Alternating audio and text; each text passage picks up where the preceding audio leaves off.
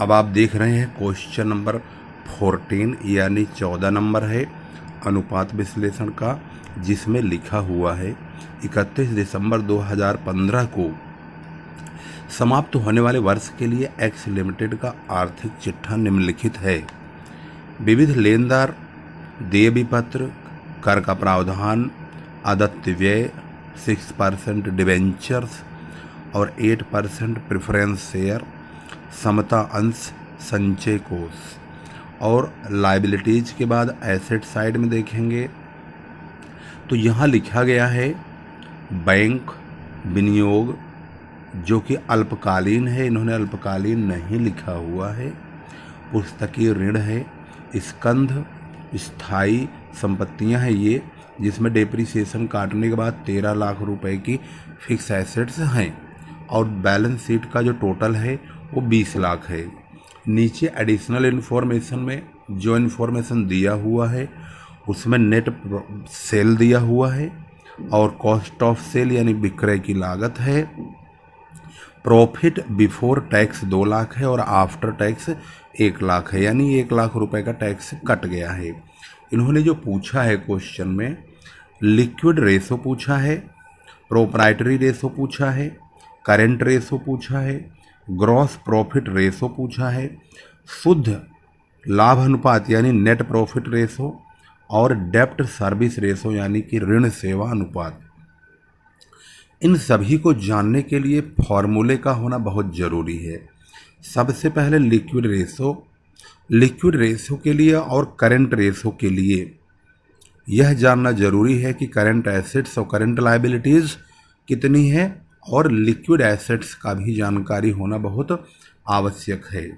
जब हम इस सवाल को पढ़ते हैं, बैंक विनियोग जो कि अल्पकालीन है और पुस्तकीय ऋण यानी कि बुक डेब्ट्स, जिसे हम डेब्टर्स बोलते हैं, जो डेटर्स होते हैं ये, और स्टॉक, इन चारों को अगर हम टोटल करते हैं तो ये हमारे करंट एसेट्स कहलाते हैं।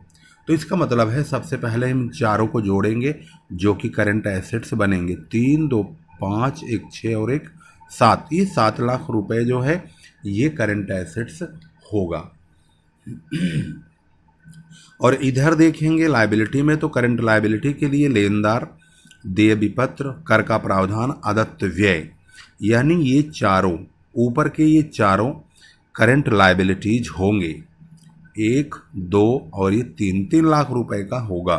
तो हम इसको सबसे पहले जब सॉल्यूशन सॉल्व करेंगे, क्वेश्चन सॉल्व करेंगे, तो हम सबसे पहले क्वेश्चन नंबर ये 14 है और इसमें सबसे पहले करंट एसेट्स क्या है ये लिखेंगे। करंट एसेट्स में क्वेश्चन के मुताबिक एक तो बैंक है जिसकी वैल्यू यहाँ देख सकते हैं आप स्क्रीन पर, थोड़ा मैं आपको सेम टू सेम लिखता चलूँ। देख रहे हैं बैंक की वैल्यू 50,000 रुपये है, इसको लिखेंगे। अल्पकालीन विनियोग है, इन्वेस्टमेंट है, ये एसटी है यानी शॉर्ट टर्म है, 1.5 लाख रुपए का ये भी है, इसको लिखेंगे। बुक डेब्ट्स, जिसे हम डेब्टर्स यानी डेटर्स बोलते हैं, इसकी वैल्यू भी 2 लाख रुपए की है। और स्टॉक जो कि 3 लाख रुपए का है ये भी है। इन सब का अगर टोटल किया जाए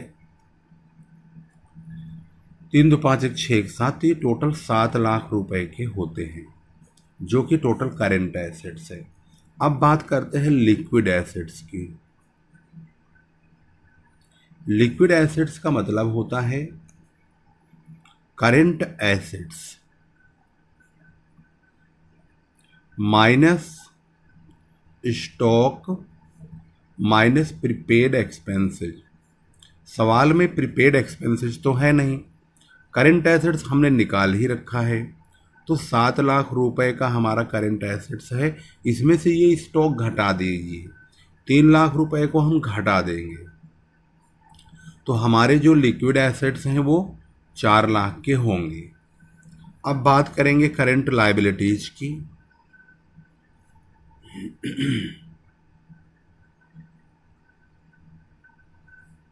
करंट लायबिलिटीज कौन कौन से हैं? तो करंट लायबिलिटीज के लिए यहां पर ऊपर के चारों करंट लायबिलिटीज हैं।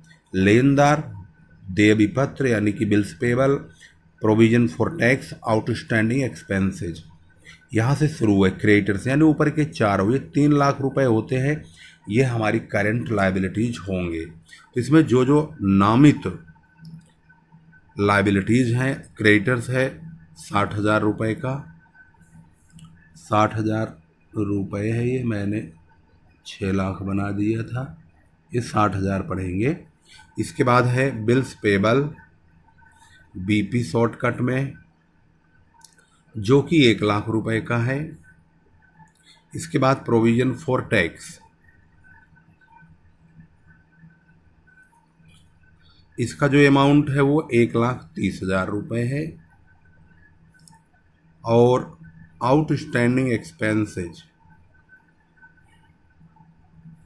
इसकी वैल्यू 10,000 रुपये है। और इन सब का जो टोटल है वो 3 लाख रुपए का होता है। इस प्रकार से हमने करंट लायबिलिटी और करंट एसेट्स और लिक्विड एसेट्स, इन तीनों की जानकारी ले ली है। अब सबसे पहले अगर हम क्वेश्चन को ध्यान से देखेंगे तो क्वेश्चन में पूछा है liquid ratio. First point liquid ratio है, इसका फॉर्मूला होता है liquid assets upon current liabilities. तो लिक्विड एसेट्स कितना है? 4 लाख रुपए, और करंट लायबिलिटीज कितना है? 3 लाख रुपए। तो हम 4 लाख अपॉन 3 लाख, यानी 3 लाख को डिवाइड कर देंगे 3 लाख से इसको, तो ये होगा 3 एकम 3, 3 3 9, यानी कि 1.33 होगा, अर्थात 1.33 अनुपात 1, यानी 1.33 रेशो 1। ये क्या चीज़ है? ये है हमारा लिक्विड रेशो। अब चलिए दूसरा पॉइंट लेते हैं। इन्होंने क्वेश्चन में सेकेंड पार्ट जो पूछा है वो पूछा है प्रोप्राइटरी रेशो। यहाँ देखेंगे बी पार्ट जो है वो प्रोप्राइटरी रेशो का है। तो प्रोप्राइटरी रेशो का फार्मूला होना जरूरी है। हम सबसे पहले प्रोप्राइटरी रेशो का फॉर्मूला लेंगे। प्रोप्राइटरी रेशो क्या होता है? इसका फॉर्मूला होता है share holders fund, share holders fund या प्रोप्राइटरी फंड या equity upon total assets. Share holder funds में क्या होता है, क्या क्या चीज़ें आती हैं? शेयर होल्डर्स फंड के अंदर number 1 equity capital, reserve, preference share capital,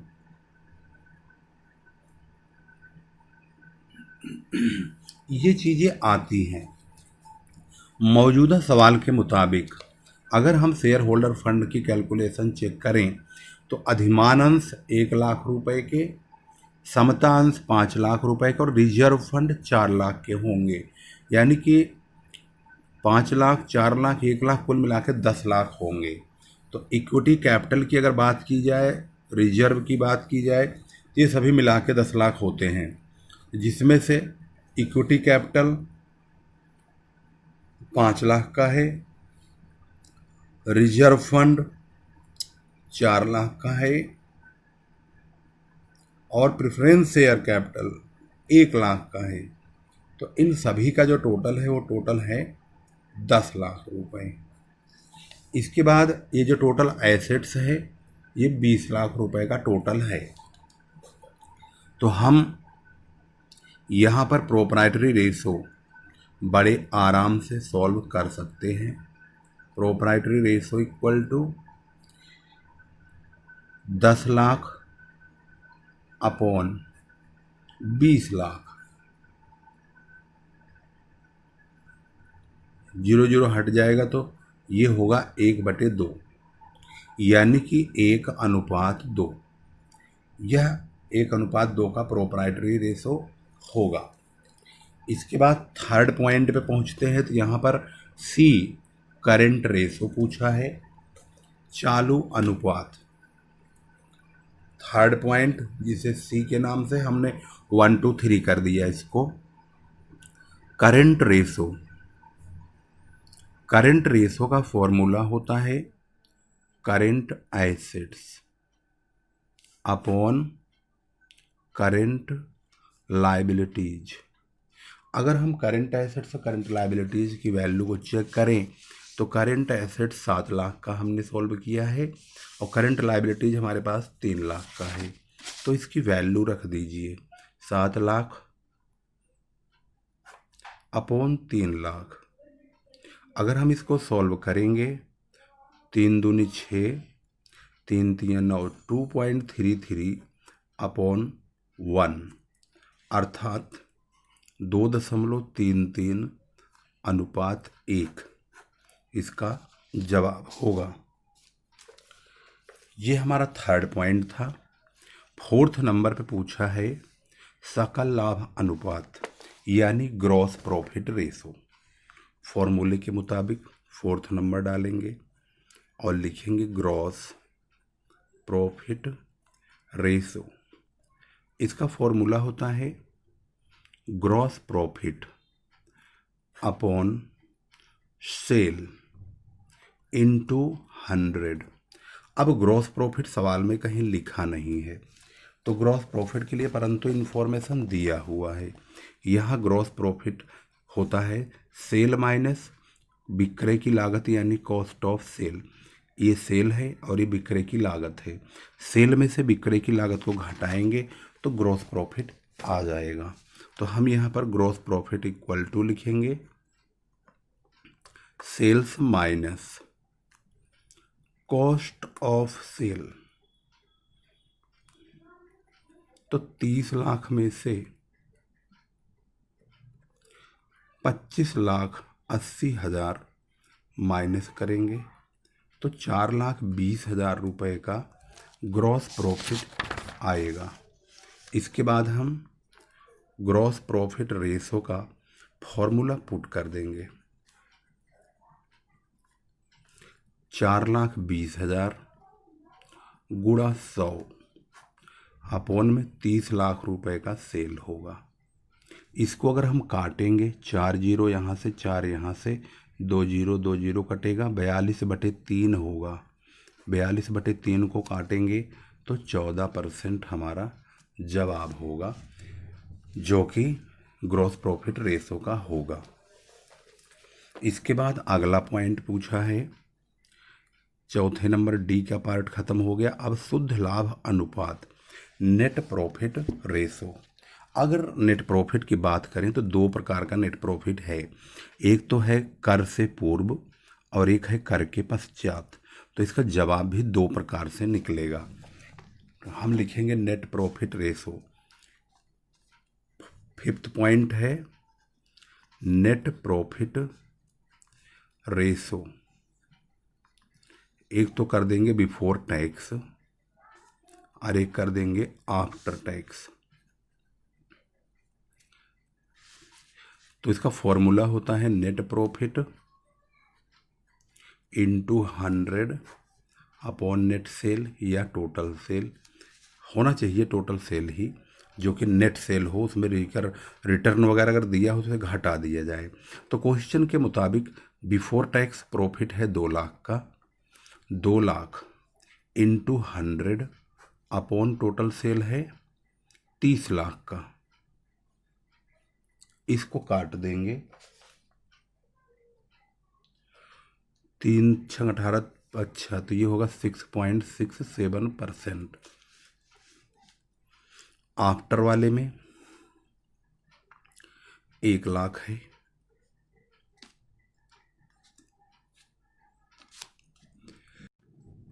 इस प्रकार से आफ्टर टैक्स के लिए 1 लाख इंटू 100/30 लाख करेंगे, ये 3.33% हो जाएगा। ऋण सेवा अनुपात, जिसे हम कहते हैं डेप्ट सर्विस रेशो यानी interest coverage ratio, last point है ये। डेप्ट सर्विस रेशो का फॉर्मूला आखिर है क्या, इसको जानने के लिए इसे अच्छी तरह समझिए। ये लास्ट पॉइंट है इस सवाल का, छठा। डेप्ट सर्विस रेशो, इसका फॉर्मूला है net profit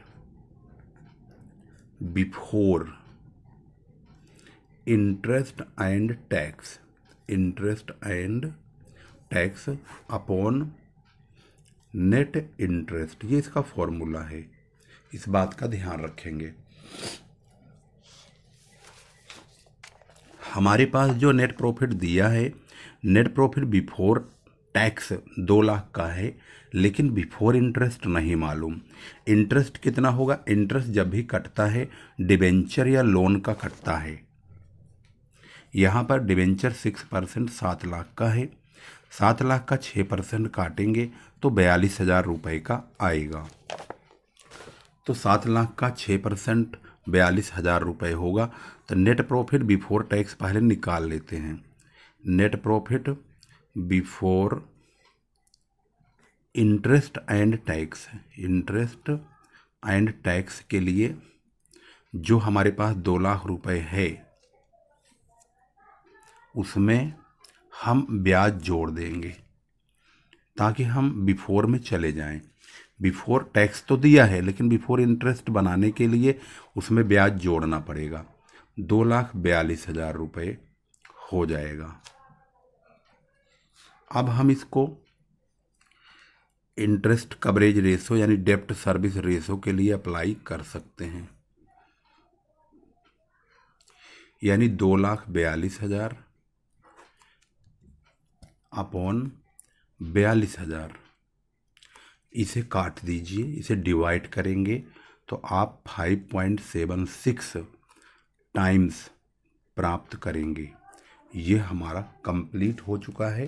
question number 14 answer मिलाते हैं एक एक करके। सबसे पहला आंसर है 1.33:1, यह है लिक्विड रेशो का आंसर। तो इसके लिए हम स्टेप बाय स्टेप इसके सॉल्यूशन को चेक करेंगे। तो पहला जवाब आपकी स्क्रीन पर ये रहा, जो कि हमने कैलकुलेट किया फर्स्ट पॉइंट का। सेकंड में इन्होंने पूछा स्वामित्व अनुपात यानी प्रोप्राइटरी रेशो। अगर प्रोप्राइटरी रेशो की बात करें तो उसको भी हमने आपके सामने प्रोप्राइटरी रेशो सॉल्व किया, और ये रहा प्रोप्राइटरी रेशो 1:2। जवाब आप देखेंगे 1:2 है, और यहाँ पर आंसर 1:2 है। इसके बाद है करंट रेशो, जिसका जवाब है 2.33:1। तो करंट रेशो 2.33:1 यहाँ। इसके बाद है ग्रॉस प्रॉफिट रेशो, जिसका जवाब चौथे नंबर पर है 14%। तो ग्रॉस प्रॉफिट रेशो के लिए यहाँ पर आएंगे, ये रहा 14%, 14%। इसके बाद है शुद्ध लाभ अनुपात नेट प्रॉफिट रेशो, जो कि हमने 2 जवाब निकाला, 6.67 और 3.33, जो कि यहाँ पे है 6.67%, 3.33%। लास्ट में है डेप्ट सर्विस रेशो, जो कि 5.76 टाइम्स है। लास्ट में ये जवाब है 5.76 टाइम्स डेप्ट सर्विस रेशो। इस प्रकार से क्वेश्चन नंबर 14 बहुत आसानी से सॉल्व हो गया। बने रहिए और वीडियो को बिना स्किप किए हुए स्टेप बाय स्टेप देखा करिए, और इस चैनल को अत्यधिक छात्रों तक ज़रूर शेयर कीजिए। इसी प्रकार की वीडियोज़ को पाने के लिए इस चैनल को अवश्य सब्सक्राइब करें और लेटेस्ट अपडेट्स कंटिन्यू लेते रहें। धन्यवाद।